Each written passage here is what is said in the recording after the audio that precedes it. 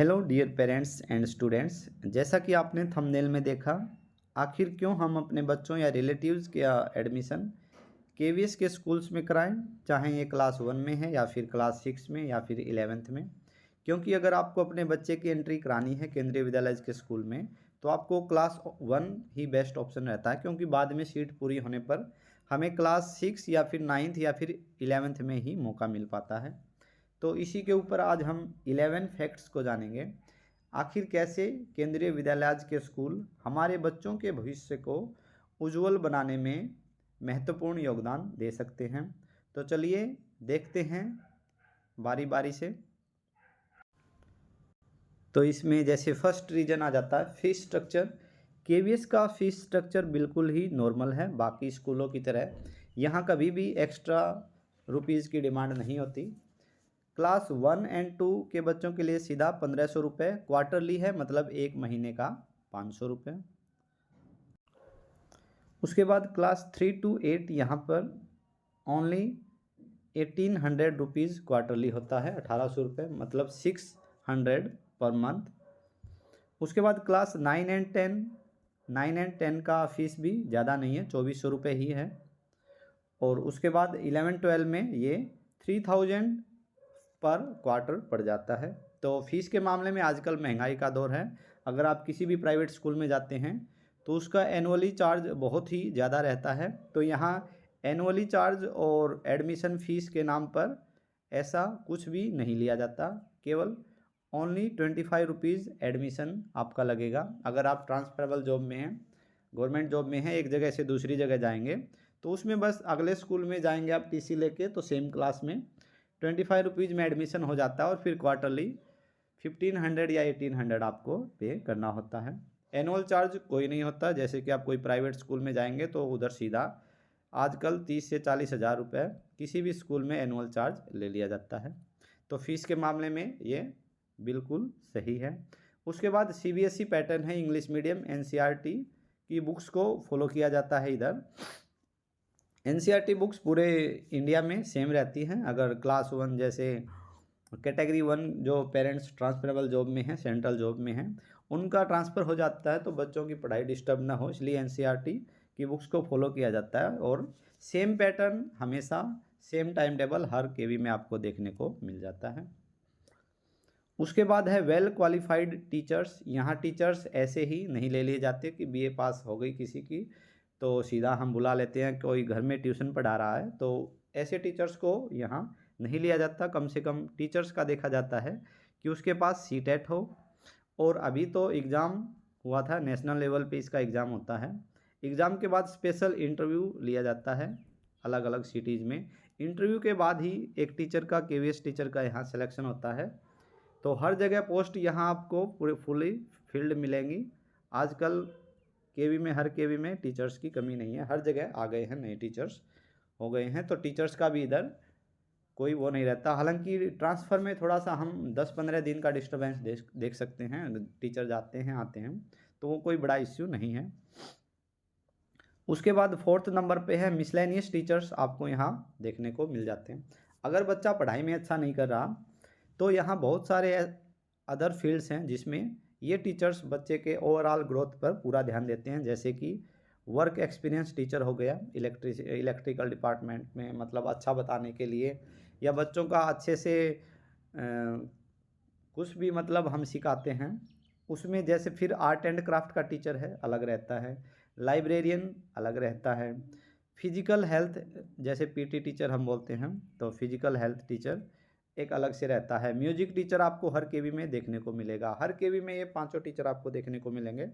आजकल ये जो एजुकेशन पॉलिसी आई थी 2020 में, इसमें स्पेशल एजुकेटर का भी हर केवी में आपको एक टीचर देखने को मिलेगा। स्पेशल एजुकेटर जो मेंटली डिस्टर्ब हैं बच्चे, इनको स्पेशल देखने के लिए। और काउंसलर भी आजकल हर केवी में आपको देखने को मिलेगा।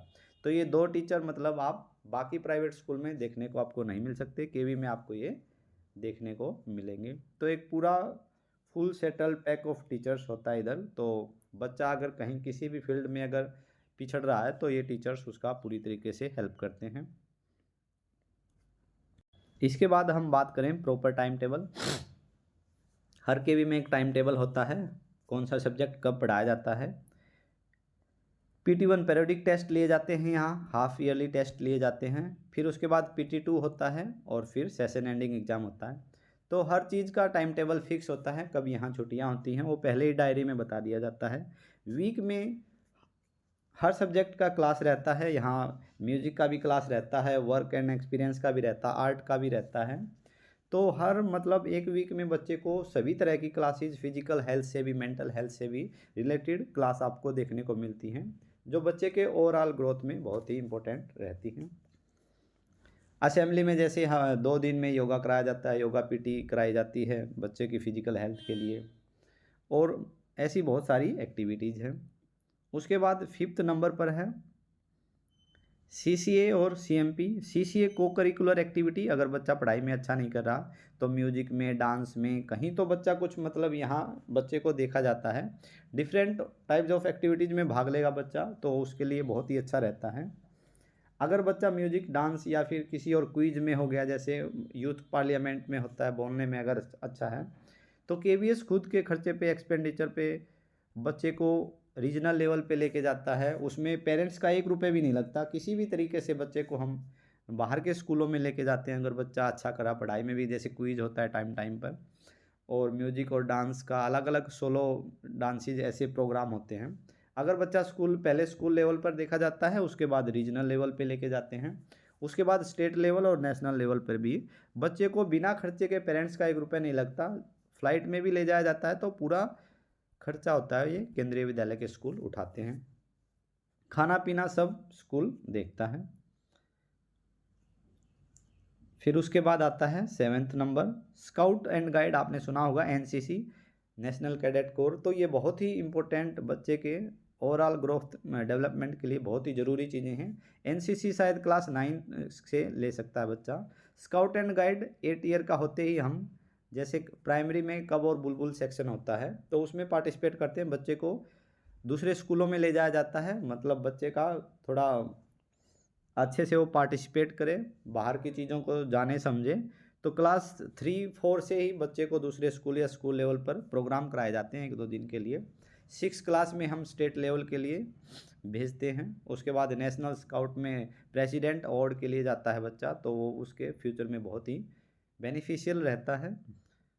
NCC में अगर आप 12th क्लास 9th क्लास में लेते हैं, 12th क्लास में एक B सर्टिफिकेट होता है, B सर्टिफिकेट, अगर वो ले लेते हैं तो फोर्सेज में जब बच्चा 12th के बाद अगर फोर्सेज में जाने का करेगा तो ये सर्टिफिकेट दिखाएगा, तो उसको 5 से 10 नंबर की छूट मिलती है।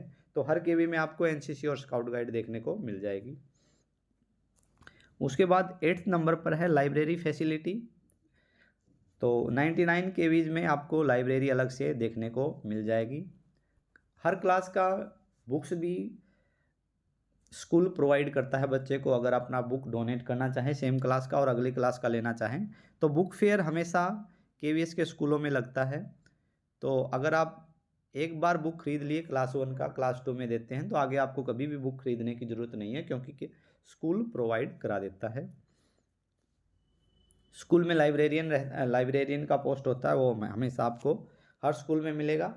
तो मतलब बुक से रिलेटेड किसी भी टाइप की बुक अगर बच्चा पढ़ने में इंटरेस्टेड है, तो उधर बैठ के भी और घर में भी ले जाने के लिए बुक्स प्रोवाइड, हर साल नई नई बुक्स भी आती है, वो हम प्रोवाइड करते हैं। उसके बाद है फ्री एजुकेशनल टूर।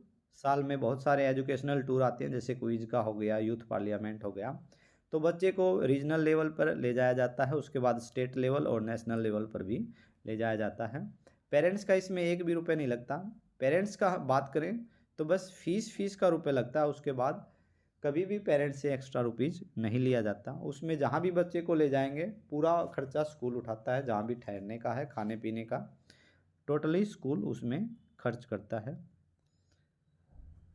उसके बाद फिजिकल एंड मेंटल हेल्थ के लिए बताया था, PT टीचर होता है यहाँ पे, और उसमें जैसे योगा कराया जाता है। वीक में 2 बार PT होती है, 20-20 मिनट का, सुबह मॉर्निंग असेंबली में कराया जाता है। यहाँ एक हमेशा वीक में 2 या 3 स्पोर्ट्स पीरियड रहते हैं टाइम टेबल में, जो बच्चे के डेवलपमेंट ओवरऑल ग्रोथ में बहुत ही इम्पोर्टेंट होते हैं। तो आपको हर स्कूल में पूरा खेलने का सामान मिलता है, टीचर मिलता है और ग्राउंड मिलता है। हर KV में आपको एक ग्राउंड देखने को मिल जाएगा अच्छे से। ऐसा ग्राउंड नहीं की घास है, ऐसे ये पूरा बिल्कुल साफ नीट एंड क्लीन रखते हैं।